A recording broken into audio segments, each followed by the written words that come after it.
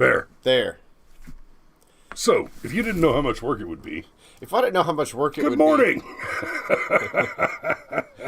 I would say, man, it'd be awesome if, like, when the mech comes in and starts blasting away, it reveals the title for Firearms Friday. But I know how much work that would be. Yeah. Yes, Steve says, there you are. Well, here I am. Here we are indeed. And philosophically speaking, that's the only thing I'm sure of. Hey, I just an aside. I have not run the survey on changing the background yet because I want to get a few more ideas to put on the survey first. And I ain't gonna lie to you. Part of it is I've had several ideas where I've said, nah, that's just too much work and money for that background. And I've had several where it's like, you know, that's okay, but it's a little too singular. It doesn't have the Trump wall is timeless, man. So y'all send me some ideas. In fact, before I run the survey, here's what I'm going to do. I want y'all to keep an eyeball out. I'm just going to go ahead and open up our community tab and just start a discussion about the background. And I'll take some ideas from there. So yeah, I'll take ideas from there. Leave it as comments on the videos. Make comments in the live chat here.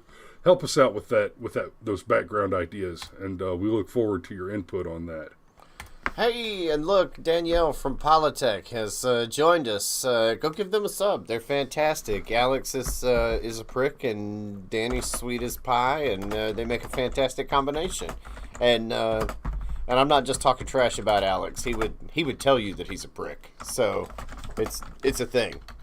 So before we get started, just there's some kerfluffle. Stacey Abrams, unsurprisingly, is going to run for governor again.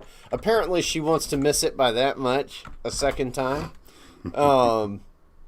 which I'm fine with. You know, it is what it is. And Sean Hannity's decided to get mixed up in all that, so we're going to be discussing that on Me More Monday. And then the other thing, it's Firearms Friday, and it's related, and it's a story that we've covered before. Alec Baldwin went on George Stephanopoulos and gave an hour-long interview. And, George Kelichek is with us. Good morning, sir. Alec Baldwin went on George Stephanopoulos' show, gave an hour-long interview about the shooting that happened on the set of Rust. And he claims that the gun just kind of went off. That, he totally didn't pull the trigger. And, look, that is not how these things work, okay? Like, accidental discharge, Chris has pointed out that... I was saying it to camera just a little while ago. As a combat veteran, you know, basic training, time down range, y'all, I have spent many, many, many, many nights, a full year end to end, sleeping every night, literally hugging a loaded rifle. Never went off. I mean, never went off when it wasn't supposed to. That's not what they do. That ain't how they do. That ain't how they do at all. Look, if there was even the remotest chance that guns would just randomly fire themselves, there would be no guns. They'd be kind of worthless. You want them to shoot when you want them to shoot, and you want them to not shoot when you want them to not shoot. Now, there have been some guns that have a hair trigger that's a little too sensitive, and they'll go off if you drop them hard. But even those, like, you got to put some impact behind them. Yeah, but like even even high points don't just randomly fire. Right. Like, you know, it's not like you're walking around in the grocery store with a high point tucked in your belt and lose a toe. Whoops. Yeah. If the gun went off, somebody touched the bang button. Like, that's... I mean, we're talking like 99.99999% of the time. Right. Like, that's the way it happens. Yeah, I mean, maybe he half cocked the hammer and didn't get it locked all the way back and let it slip, but there is not a set of circumstances under which Alec Baldwin pointed that weapon and did not take an action to cause the mechanical function of the weapon to initiate detonation and then cause propulsion of the missile. Yeah, and that's one of the beautiful things about that single action, double action, like, revolver. It's like, yeah, it do what it do. It does exactly what it does, right? And boy, do it. Right. Not a lot of flair, not a lot of pizzazz, but a lot of bang. Like, and it's bang, bang, baby. But there's only one way to make it go bang. And, like, Alec, dude, shut up. I know you think you're helping. Yeah. You are not. Just stop talking. And it's you look so dumb right now. It's almost like you planned a hate crime hoax, and you had a rehearsal for it that you filmed. You know, I was about to make that same comparison. If you're going to have a rehearsal for your hate crime hoax, don't film it. Oh. No, Steve, I doubt it. The kind of lawyers that Alec Baldwin can afford, they gave him exactly one piece of advice. Shut up!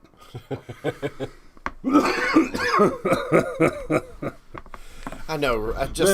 Okay. I didn't do it. I'm still wearing my ratty bathrobe to keep my arms warm when I go out to smoke. I don't need that shit right now. There. So yeah. Shut up. And you already stole my Jussie Smollett joke, so I don't. I'm sorry, but that's where I was going to go. Well, it's just in the interview. Where else do you go with it? Well, this is MAGA country. Isn't this Chicago? At 2:00 in the morning? Your average MAGAteer is in bed at 2:00 in the morning, right? It just is what it is. And the interview itself, I haven't seen the whole thing, but it's so cringy. Because whenever you have an actor, and you can say what you want about Alec Baldwin, but the guy is a really good actor. He is good at the thing he does, which is lie for a living. Yeah, so whenever you have an actor cry, like, and yeah, I'm a little cynical and jaded at this point in time in my life, because have you seen the world? But whenever you have an actor who gets on and said, "Oh no, this terrible thing happened to me," yeah, but aren't you like a really good actor? I mean, I'm just curious. Like, was it Tim Pool who said that he's talking about the Smollett case? And he said, "No, Smollett's a fantastic actor. He's one of the best actors I've ever seen." Like, so scared. Did you see how he cried in that interview? That was an amazing performance. That was Oscar worthy. He probably didn't even have lemon juice on his fingertips. Oh, yes. So, let's do some DGUs. Let's indeed do some DGUs. That's what y'all here for. You want to take the first one there, Cameron? Let's do that. Can we, are you going to do the Zoomy thing? I'm going to do the Zoomy thing. All right. Get you some. Ooh. Yeah, cops. Uber driver's fatal shooting near Union City nightclub appears to be self-defense. Interesting. The Atlanta Journal... Nope. No charges have been filed after an Uber driver was fatally shot by a security guard in late November after dropping off a woman at a Union City business, police said. Philippe Apaya was found by Union City officers in a fetal position next to his car, bleeding from his head and mouth near Citizens Lane Bowling Alley and the Crew Lounge along Goodson Connector Road on November 23rd. An incident report obtained by the Atlanta Journal-Constitution said he was pronounced dead at the scene. So that's your DRT. You want me to hit the button now? Yeah, hit the button. Bah! Nice. Oh, I didn't fix the sound effects. So you guys can hear it, but we can't. A security guard working at the location immediately told responding officers that he shot Apaya, the report reveals. The man was detained for questioning. As of Thursday, no charges have been filed, and a police spokesman, Jerome Turner, said the killing appears to be self-defense from witness statements and interviews received at this time. The investigation is ongoing. In an attempt to piece together the events of that night, officers noticed that Apaya's car was riddled with bullets, the report said. Along the fence line in the parking lot of the nightclub, an officer found about 9 shell casings and other rounds near a row of parked vehicles. 2 cars were struck by bullets and damaged, according to the report. What the hell happened at the nightclub? At the scene. Well, I'm trying to get there. I mean, this is textbook burying the lead. Guys, apparently there was a little more going on here than somebody got shot. Yeah, normally... I mean, it looks like Boo got shot, but it looks like Boo was up to some nonsense. Yeah, normally when we read these articles, they're like a paragraph, and it's like, we kind of need more details. Well, this one might have taken it... No, AJC, thanks, but maybe a little less. You reach a certain point where it's like, okay, no more foreplay. Yeah, I was, honestly, from the headline, I found the headline a little confusing. I thought what we were about to read was a story where an Uber driver had to draw his weapon and defend himself from a carjacker or something like that. But it appears that is not the case. That is not how they do. At the scene, a woman told officers that Apaya was her Uber driver and had dropped her off at the location before the shooting occurred. She told police that Apaya seemed agitated while he drove her and at one point turned up the music to drown out hearing any further requests after she asked him to turn up the heat, the report said. I've driven for Lyft and Uber, and in all fairness, sometimes you just want your passenger to shut up. That is the thing. I drove with Lyft and Uber too, and honestly, just because I drive a minivan with a bunch of nice features, I got most of the time, and I made it a point to stay in certain areas. Most of the time, I got somewhat higher-end clients, like large groups going to the airport, or a bunch of Instagram models going to the club in Buckhead, stuff like. I got a lot of that kind of stuff. I got a lot of weirdos too, especially the later it gets at night. And once, I'm certain that I dropped off a hooker. Like, she got out of the van, and I was like, "Is this a place?" She said, "I don't know. I've never been here before." And I was just like, "Oh, honey." Roxanne. Yeah. So she added that he drove violently and honked at cars in the valet line at Crew Lounge and Citizens Lanes, according to the incident report. That was when the security guard got involved, she told officers. The guard approached Apaya and asked why he was honking, she told officers. Okay, she told officers.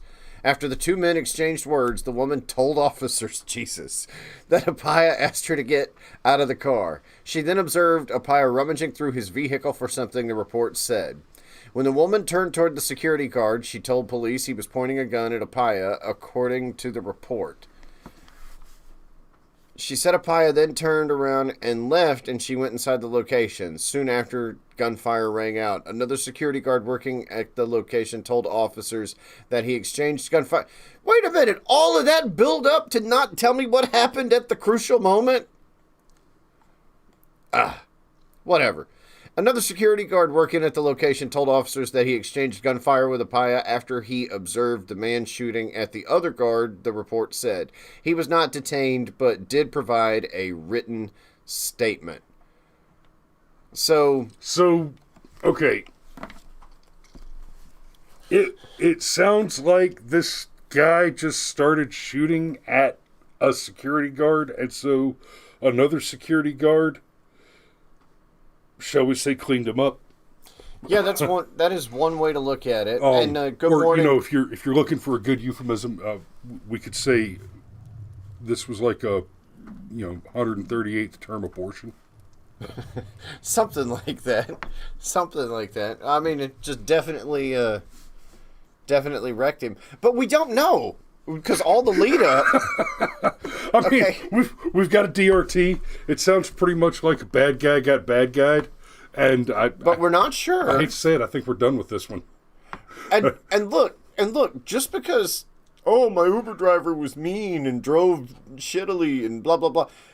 I've had fares in Atlanta when I did it, and there were times where, like, traffic in Atlanta can be like Mad Max Beyond Thunderdome at points. Ooh. Yeah, look, let's not even talk about it. And did I say good morning, Krista? Because Krista's in the chat, so good morning, Krista. Good morning, Krista. The traffic in Atlanta can be like Mad Max Beyond Thunderdome. And, like, I wasn't driving aggressively. I was driving defensively. I just had no choice but to be aggressive in my defense, right? And I did not drive a giant van. I drove a Chevrolet Spark. Yeah, and we are in Metro Atlanta, where lanes, it's a lane, not a birthright. Yeah, okay? There's that Jeff Foxworthy joke about how it's either down south or in Atlanta or whatever, but merge is actually a personal challenge. It really is. And that is no joke. Okay, like you flip on your blinker and people speed up so you can't get over. Like, it is a thing, and it is an aggravating thing. Did I say all that to say? And just a lot of left-wing comedians who are not from the South, unlike Foxworthy, have come and done shows in Atlanta, and they comment on Atlanta traffic and the just moving around the metro, and they say things like, "We full." Y'all need to hang up signs outside Atlanta that say, "We full." or I think Lewis Black said. So I look around and I just, no more fuckers can move here. Right. And we've crossed the F-bomb threshold this morning. But see, now there I don't we've been good. We've been good lately. And I had a perfect opportunity to break it a few moments ago and chose not to. See, I was a good boy. But anyhow, just because they say your Uber driver was aggressive doesn't mean he was aggressive. There was one time I dropped off a fare that I'd never...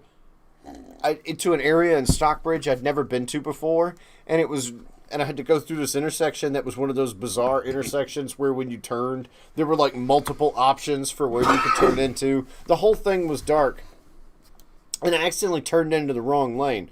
Realized my mistake immediately, backed up, and we're talking like 2 o'clock in the morning, so it's not like there was any traffic. Mm-hmm. But I backed up, and then went around the median and went in the correct lane. This guy wrote an email to Lyft saying that his Lyft driver was crazy because he drove down a wrong way street and then decided to back up. And it was like, asshole, you were in the car with me. Listen here, China man. You saw what happened.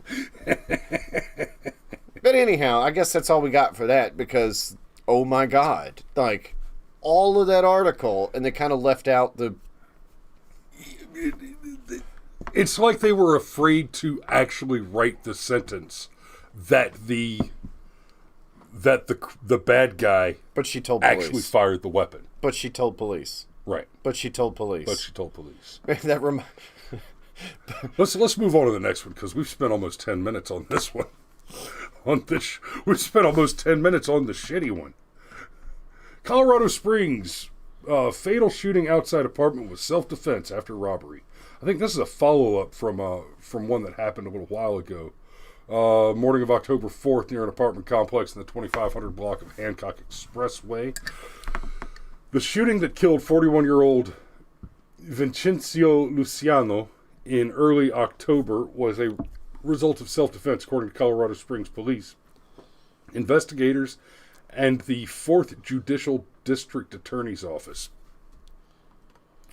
According to an update from the Colorado Springs Police Department on Wednesday, investigators tracked down a suspect who was already in custody for unrelated warrants. Police later found out that Luciano had attempted to rob the shooter with a handgun just before the shooting happened. The handgun ended up being a BB gun that was fashioned to resemble a semi-automatic handgun. Police say they took the information to the district attorney's office, and the charges against the shooter were dismissed on Wednesday. Police said the shooter's name won't be released in this case. Oh, boy. Well, Okay. Well, good. They found him dead near the sidewalk, so I'm going to give you a DRT on that one. But, No, I still say good. yeah. And pro tip, if you're going to use a gun to do something, use a real one. Use an actual gun. And for real, because so let's say you decide to rob liquor stores, and you say, well, you know what? I'll take an airsoft gun. It'll be plenty scary, but it's not a real gun, so they won't charge me as bad if I get caught. No bullshit. No, they're still going to charge you you will with still be armed treated robbery. like you armed robbery. It'll be straight up armed robbery. Yeah. Also, don't rob liquor stores. Also, if you're robbing liquor stores, I hope you catch one. I hope you catch one wrong. I hope it takes your life and your teeth. Also, if you're gonna rob liquor stores, go ahead and go ham. Don't get a giant bottle of Absolute. Right? No, grab that bottle of 50-year-old Macallan. Yeah. Dude, they don't know what scotch is. Do your homework, son. There are bottles of scotch that cost $500,000. Probably not at the. Open your eyes. All right. Anyhow. Well, if the liquor store you're robbing doesn't have 50-year-old Macallan, you didn't do your homework. You should rob better places. Yes. Anyhow. Well, next. We've noticed you're blocking ads. Yes, I am. Screw you. Die. Homeowner wounds, shoots alleged intruder in Baxter. You want to take it away? Let's do it. An alleged intruder is in custody after a homeowner in southeast Kansas says he was forced to shoot him after he broke into his home Monday night. Read the full press release below. Wait. I don't care if he was forced to shoot him. I'm okay with the fact that he chose to shoot him after somebody broke into his home. We already have a score for this one, so there it is. They can hear it. We can't. There's a sad trombone sound there when I know. Buddy, look. I know. No, just we'll talk about it later. No, it wasn't the jokes. Officers were advised on the way to the scene that one adult male. On Monday night at 8:42 p.m., officers of the Baxter Springs Police Department responded to 2305 Cleveland Avenue to a report of a person breaking into the residence. Officers were advised on the way to the scene that one adult male had been shot. Also responding were deputies from the Cherokee County Sheriff's Office and Quapaw? Quapaw. The first subject encountered was identified as Sean James Talent Jr. of Baxter Springs. Talent was leaving the area when officers approached and observed he was suffering from 2 gunshot wounds to the thigh and leg. What you doing, son? Nothing? Are you sure? Yeah, I'm good. I'm good. Promise. He was detained. He was detained in an ambulance. What happened to your leg there? I fell down the stairs? My gun just went off. I ran into a doorknob. It just went off by itself. Twice. Yeah, we definitely need a third category. He tagged this guy twice. So, that's good shooting. Anyhow, the occupants of the home came outside voluntarily without incident. Detectives were on scene to conduct interviews both there and later at the police department. It was alleged by the occupants, identified as Braden Matthew Coe and Leslie Cantrell, that Talent had invaded their home and assaulted them. They stated there were 2 juveniles in the home. Also, at the time of the invasion, they barricaded themselves and the children in the bedroom, and when Talent continued towards them, Coe fired several shots, striking Talent twice. One in the thigh and another round in the calf. Officer seized a 9mm handgun from the scene. Okay, so, this is about as clean as shoots get. Somebody breaks into the home, and you don't immediately shoot him. Instead, you go grab the babies, and you hide in the master bedroom, and the bad guy continues to come toward the master bedroom in which you have the babies in it. Like, man, if there was any gray area, it just got evaporated. Right. It was like that one that happened in, where was it, in Lawrenceville a few years ago, where the woman, she took her kid and they hid in the closet in the master bedroom, and the bad she guy had a kept coming. six-shooter. She had a six-shooter. She fired 6 rounds and hit with 5 of them. One of them in his face, and somehow dude survived. Yeah. But yeah, like that is, I don't know that there's a cleaner shoot than this. Like, just period. In response to the statements... Well, I mean, he could have been a recently released pedophile. That's pretty clean. In response to the statements given by the homeowners and evidence collected at the scene, Sean James Talent Jr. was charged with aggravated battery, aggravated burglary, aggravated assault, and criminal damage to... Whoa! There's more than one person in this story named Talent.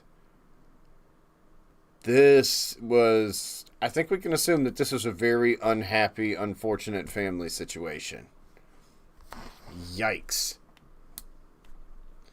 Steve says, cleaner, the hits could have been center mass. Well, let's just say you're squatted down and you're trying to keep kids behind you and you got to do that, like, one-arm thing.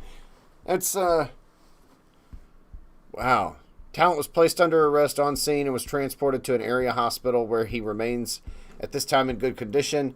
When released from the hospital, Talent will face extradition to Cherokee County regarding the above charges. No other subjects have been charged at this time.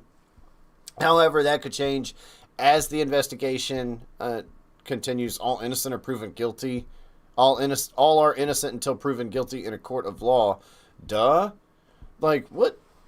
Dude, did a bot write this? Right? Apparently it was somebody named Ty Albright. Yeah, he's all bright. Like, damn. Hey, Sergeant Major says he sees an alligator. They're out camping in the swamp in the new RV. Anyhow, it's good eating. I think anything that's meat, as long as it's not spoiled, is good eating, as far as I'm concerned. This is generally correct. I think we can squeeze in one more. I think we can.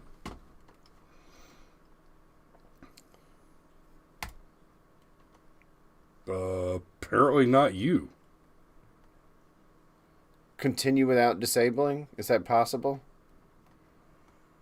But it's called The Democrat. The name of the paper is The Democrat. You know what? Yep. At least it's honest. This should be hilarious. Man dies in domestic shooting incident. Girlfriend says it was self-defense. A woman reportedly shot and killed her boyfriend during domestic dispute Sunday evening, Concordia Parish, and says it was self-defense. Will you read that sentence out loud? I don't want to. I like my IQ being where it is. So, Democrat. A woman reportedly shot and killed her boyfriend during domestic dispute Sunday evening, Concordia Parish, and says it was self-defense. Can I get an indefinite article? Brandy Spears, not to be confused with the recently freed Brittany, the public affairs director with the Concordia Parish Sheriff's Office, said deputies responded to the incident at 277 Luttrell Road in Concordia Parish just after 8 p.m. Sunday, where a caller stated she had been beaten and had shot her boyfriend, who was still present on the property. Man dies in domestic shooting. Okay, so he's still alive. Upon their arrival, deputies made contact with Atoya Smith and LaKendrick Smith, age 41, who appeared to be the victim of a gunshot. Appeared. Atoya told, how did you come to the conclusion that he'd been shot? Well, there were holes in him. They didn't look like knife wounds. I hazard a guess. Atoya Smith told deputies that McKendrick Smith had been fighting and choking her in front of her infant child. Wow! She also had an active no-contact order from a previous domestic violence incident with LaKendrick Smith. Spears said, man, it's almost like, and there's a real parallel with those no-contact orders. Your average law-abiding citizen is going to obey a no-contact order. Sort of like how your average law-abiding citizen is going to behave properly with a gun. It's almost like a criminal especially a bound and determined criminal, isn't interested in what the law is. yeah, they're going to violate a no contact order or they're also going to illegally acquire a firearm. Okay. I have some confusion here. Yep. Krista spotted it. Your boyfriend, but they have the same name. Look. This appears, by the way, this is going to be a DOT. Oh, Parish. It says Parish. Gotcha. So it happened in Louisiana. Not even going to... Mm-hmm. McKendrick Smith was transported to the Trinity Medical Center where he succumbed to his injuries. Atoya Smith has not been charged at this time, Spears said. She added that the incident remains under investigation. There could be more to this. Papa Sheepdog told me more than one story about how he would arrest somebody for violating a TPO, but it was after, like, he and the woman had just got done having sex. So, those things would eventually wash out in court, but yeah, there's an active TPO, and yeah, the guy violated the TPO, but it's because, he'd get a text that say, "Baby, I'm sorry. Come over and let's make up." Yeah, no booty calls in the TPO zone. Y'all just stay up off of that. So yeah, okay. I think that's that. Man, I'm still a little. Oh, and by the way, that was a DOT. Right. I tried to prompt you multiple times. No, I know you did. I just, and then you said something. I didn't want to interrupt me or you. Since when do you not want to interrupt me? Occasionally. I try to only do it for comedic effect. Or to make a point. Anyway, it is Friday, y'all. We're going into the weekend. Not a point. I'm sorry. You're not swinging hard enough. No, I feel like if you swing a point hard enough, it becomes a fist. Oh no, I could stab a snake in the face with a 4x4. I've seen me do it. Anyway, yes. You stab people with a baseball bat. That is a blunt object becoming a point under extreme velocity. So it's Friday. It is Friday. Going into the weekend, y'all. Get out there, have fun, have a good time, be safe. Go Dogs. SEC title this weekend, baby. Go Dogs. Don't drive drink, don't fry bacon naked. And for God's sake, tight, clean groups. Okay? Breathe in. Wait for the natural pulmonary valley. Pause. Squeeze. Not Don't pull. Squeeze. You should be surprised when the rounds go down range. Just a little bit. I mean, they need to be going where you want them to go. Not like shocked. Just. And we will see you on Monday.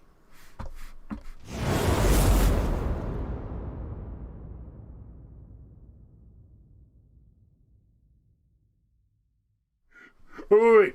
This one's for Krista. Great work with the emojis. Well played.